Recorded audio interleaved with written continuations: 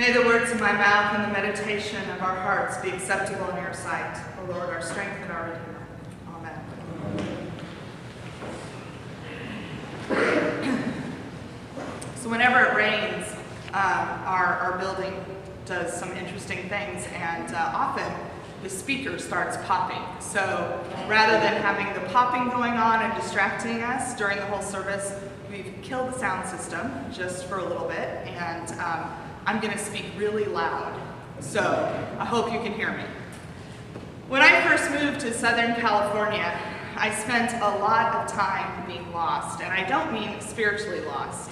I was probably that too, but really, I was just lost on the road, driving.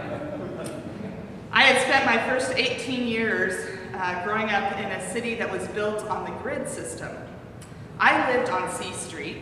My grandmother lived on 20th Street. My high school was on F Street. My church was on 17th and H. And my dad's business was on M Street. All the places and communities we were involved in were basically on the grid. And if something was off the grid, it was still easy because the grid gave us a point of reference. When I moved to Southern California, I discovered there wasn't a grid. So I spent the first 2 years living here being lost and doubling the time I needed to get where I was going. So if it took 20 minutes to go somewhere, I gave myself 40. Of course, GPS was a technology that was not available at that time, and we had to rely on paper maps. Remember those? Paper maps, yeah. So my sister, who had lived here for quite a while and knew my struggle, gave me the gift of a Thomas guide. Do you remember the Thomas guide? Yeah. They were like that thick. Yeah. So the Thomas guide was very helpful. It helped me in not being lost. But I still had to double the time it took to get anywhere. The time that I saved in not being lost got used up in navigating the Thomas guide. So moving to Southern California taught me a lot about how important it is to be on the right road. Jesus, as a teacher, would be expected to give a commentary on the Torah, the law. In the gospel we read, he is doing just that. He is giving his commentary on what it means to follow the law, and he's giving it in a prescribed formula of blessings. Sometimes there are just blessings, and other times there are blessings followed by curses. The gospel we read today has just blessings. It's a formula familiar to us as recently as last Sunday when we read Psalm 1. Psalm 1 begins with, happy are they who, walk in the way of the right, or happy are the righteous who don't walk in the way of the wicked, nor sit in the seats of the scornful. And then it goes on and talks about the blessings that the righteous are given. So in Psalm 1, happy is used instead of blessed. The Hebrew, and there are some translations of our Gospels that also use happy instead of blessed in the Beatitudes. The Hebrew word translated as happy or blessed, depending on the translation, is actually a word that means to find the right road.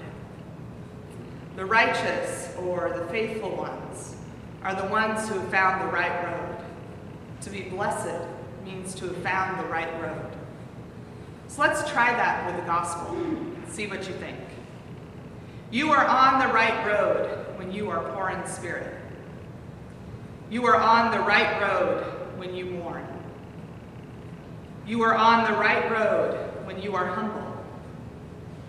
You are on the right road when you hunger and thirst for justice. The merciful and the pure in heart are on the right road. Those who make peace are on the right road. Those who are persecuted for living their faith are on the right road. Gives it a different twist, doesn't it? I think it's easy to hear the word blessed or happy and think that it should mean everything is going our way, that everything is fine. But when we hear that we are on the right road, it doesn't mean that we don't suffer and that we're not in pain and that we don't struggle. It just means that we're headed the right direction. That in all that suffering, we are headed the right direction. On this All Saints Sunday, we celebrate and remember those who have gone before us, the great communion of saints, of which we are all part.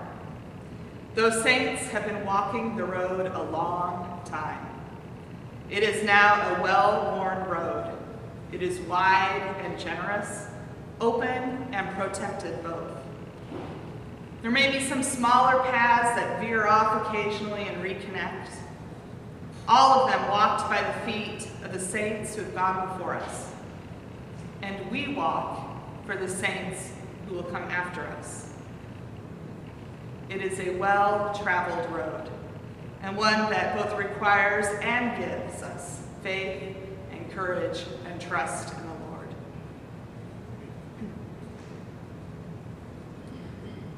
So why is it that we are on the right road when we suffer, or are poor in spirit when we mourn, hunger and thirst for justice, when we are persecuted for what we believe, what we are willing to stand behind, in the same way those saints who preceded us were persecuted? Why is that the right road? When we go through all this, we are on the right road because the experience is heartbreaking. To have a broken heart is to be human, to be fully alive and engaged in life, to be open to all that life brings, and to have space for God to live in you. To have a broken heart is to know love, and to know love is to know God.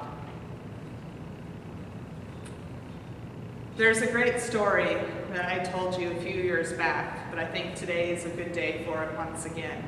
It's a parable, really, about a man who goes to his rabbi and asks, "Rabbi, why do you tell us to put the words of the Torah on our hearts and not in our hearts?" The rabbi replies, "Because when your heart breaks, the words fall in and take root there." The rabbi is teaching something much like what Jesus is teaching us. When your heart is breaking, that gospel that has been placed on your hearts in prayer, in hearing the gospel each week, in the hymns we sing, and in the community of love that we are here at Epiphany, all of this falls into your heart and takes root. I know this from my own life. I have been here with all of you for the last 8 years, Sunday after Sunday, praying with you, studying with you, and being with you in whatever life brings. You have tolerated me at my worst and been nothing but forgiving and lovely. So last December, when my nephew died, I could feel the words of the gospel taking root in my heart in new and unexpected ways. I could feel the prayers from this community and the love of God in this community, and that is what made it possible to mourn. The prayers and the love of God is what made mourning possible. It's what made it possible to begin with this new reality of life without my nephew. It really is true that when the heart breaks, the love of God is poured right in. To be on the right road is to be beloved and blessed by God. To be on the right road is to travel with the great communion of saints through all generations who know the blessing of the broken heart. On this All Saints Sunday, I give thanks to God for the saints who have shown us the blessing of the broken heart. And I pray we may all have the courage and trust to follow them down that well-worn road.